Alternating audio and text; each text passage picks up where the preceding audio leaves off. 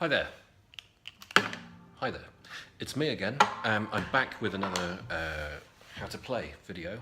To anybody that was waiting for Rough Trail Part 2, I just can't stop apologising for the fact that part of Part 2 required a capo and the rest of it didn't.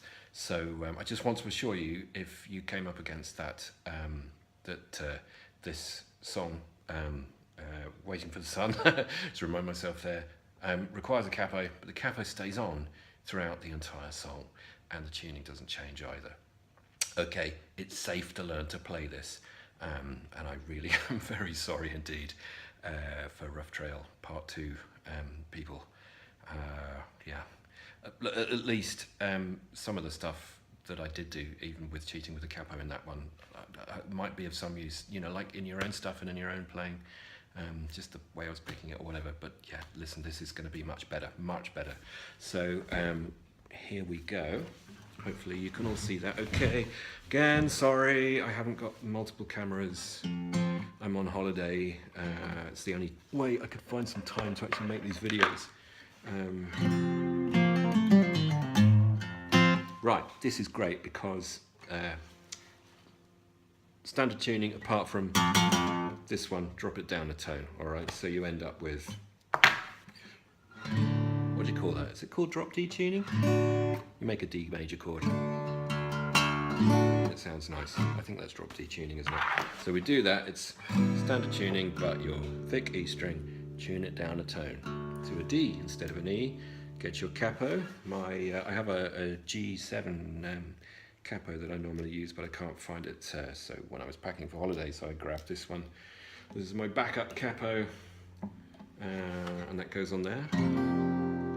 Always, this is my kind of cheapy travel, going on holiday guitar, which doesn't matter too much if it gets a bit of a bash. But it's not as good as the Taylor that I use for the recordings, and it definitely doesn't like capos.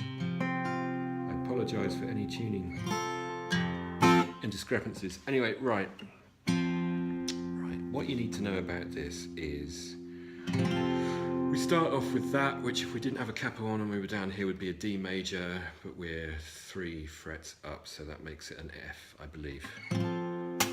But in my brain, you know, I'm thinking D major shape, you know, because it's kind of like that shape. But anyway, it is an F.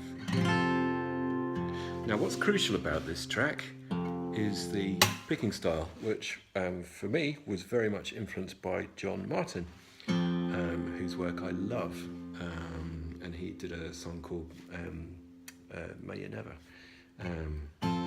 which goes like this: May you never lay your head down without a hand to hold.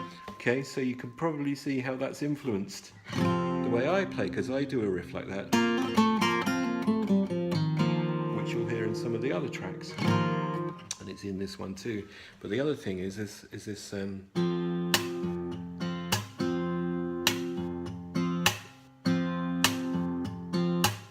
have to get the hang of that. It's dead easy, okay? It's dead easy.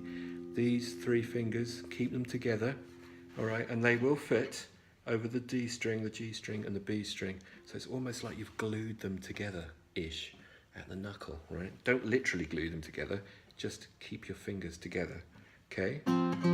So that you can go like this. Stretch your thumb out. And when you've got the hang of doing that,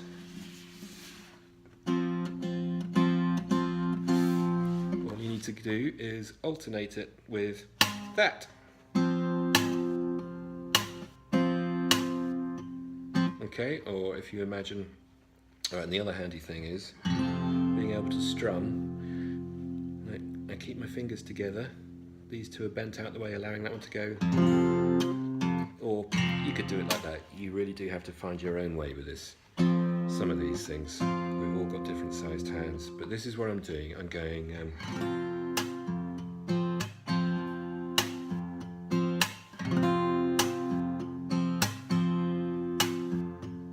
so notice sometimes I do what I call push the beat. I'm not playing right on the beat.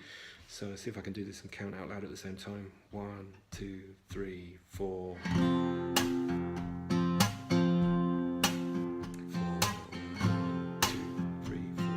I can't. 3. No, I can't do it, sorry. I can do it in my head. I kind of do it with my body, actually.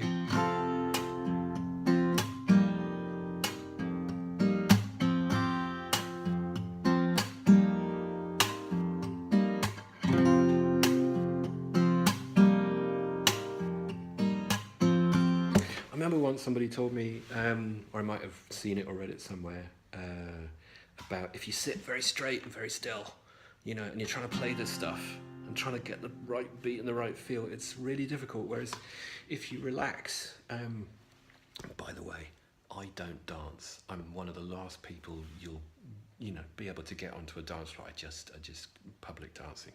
I don't do it. I wish I did actually, but no, I'm more of kind of in a private room with the curtains closed. Then I'll dance when I think nobody else can see me. But my way of doing this is when I play my guitar, because allowing myself to move with it, it's a kind of nice, gentle, minimal kind of dancing, but it makes it so much easier to feel the beat, right?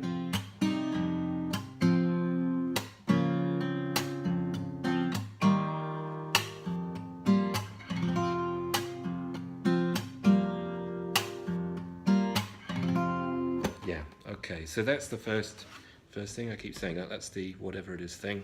Some of these beats will be pushed and you kind of need to feel them. It takes practice, but you can do it. Alrighty, so let's look at the actual chords. So we've got that one there. You see that? Yeah? Okay, what's the next chord? Well, I think it's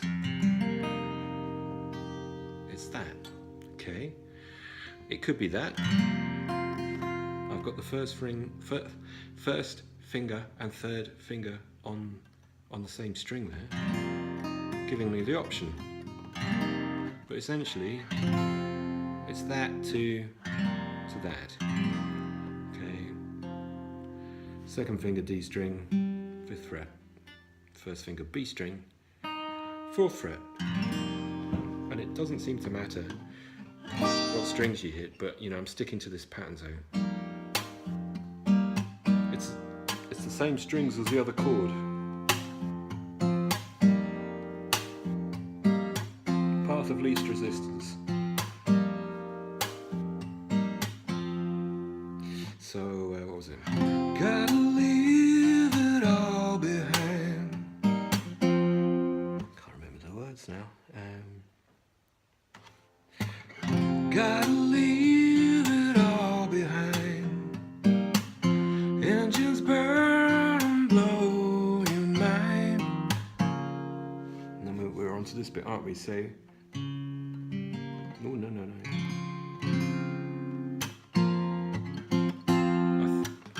Most likely going to be that one. I mean, technically speaking, it's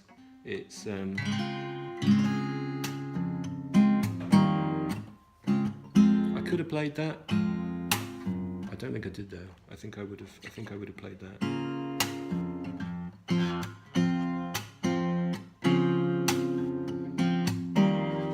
Because it's so easy to get from that to that. And it still works, you see, with this. So I'll loop round that and see how it goes. Waiting for the sun,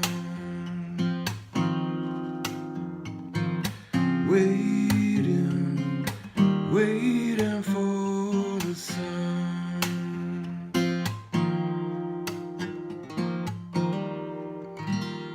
Okay, that chord's fairly easy.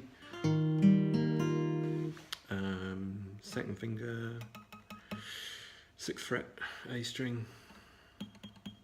5th fret, D string, first finger, 6th fret, 3rd finger, B string. You know, and remember, we're all the time we're on this 3 fingers together over the D, G, B string, thumb on the E string. Although occasionally thumb's going to come onto that A string.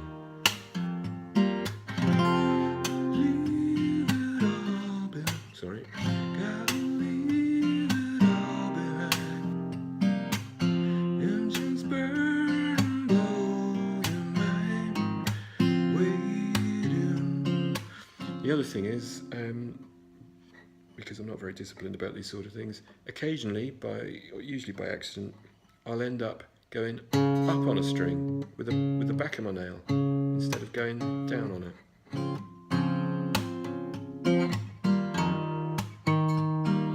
But it is usually accidental.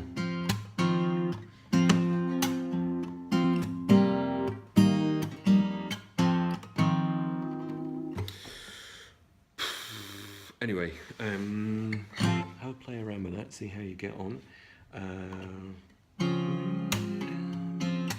Waiting for the sun.